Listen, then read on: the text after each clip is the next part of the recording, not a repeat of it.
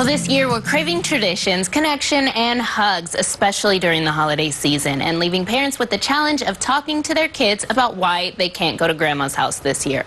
Luckily, psychologist Dr. Roseann Capanna-Hodge is here to help us find the right words for any age group. Thank you for joining us. Well, thanks for having me on about this important discussion about disappointment and managing the holidays differently. It really can be hard to navigate through this conversation, especially if you have littles at home. So what are some ways to explain why traditions have to be different and then manage your child's disappointment as well? Yeah, I mean, these are hard conversations because we're feeling it too. And, you know, our kids don't have the same basis. They don't have the same anchors to manage that disappointment. So the first thing you want to do, especially with littles, but really with all age kids, even a 20-year-old, is we want to have developmentally appropriate language. We want to meet kids where they're at and start the conversation in a way that they can hear it.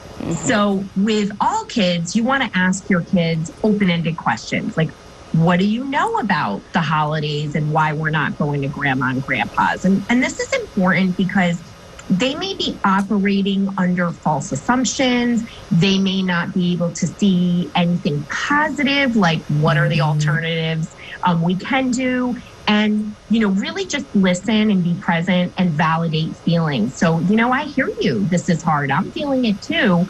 And, you know, what I like to do is not only validate the feelings and help kids to feel uncomfortable things, because this is uncomfortable and we want kids to learn how to tolerate stress. And this is an opportunity.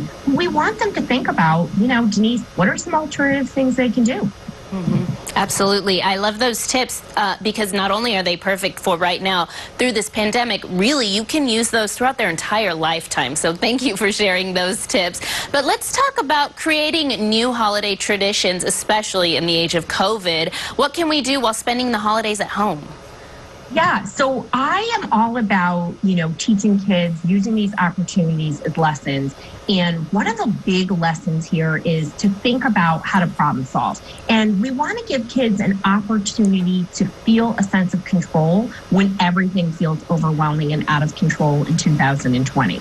So ask your kids to be part of that process to create a tradition. You know, I like to ask my kids, like, what are your favorite traditions? Because sometimes what they think is a tradition, something you've done and maybe not have recognized, is way more important to them. So then talk to them and say, hey, listen, we can't go to Nona and Pa's house or Grandma and Grandpa's, all those beautiful names that we call our grandparents or our cousins.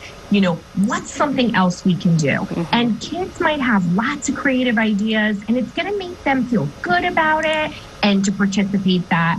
But, you know, one of my favorite things is to, you know, have a shared activity with somebody you're going to do it via Zoom. So are you making cookies and your grandma and grandpa have that set of all those ingredients and you can get together and do it? Maybe it's simple play activities like messy art, you know, and it's important for us to preserve those traditions so that, you know, this is what keeps our family. You know, I know we have so many traditions in my Italian culture that we preserve and pass on to our kids. And it's not just the cultural traditions, it's our family traditions. And we want to make kids part of that, feel good about it, and think of other ways to either make new traditions or modify our old traditions for good old 2020 Zoom style. That's right. Well, these are, again, tips that can go throughout their lifetime. So, Dr. Roseann, thank you so much for joining us with this conversation. And this was just a little bit of the conversation. So to find out more about Dr. Roseann,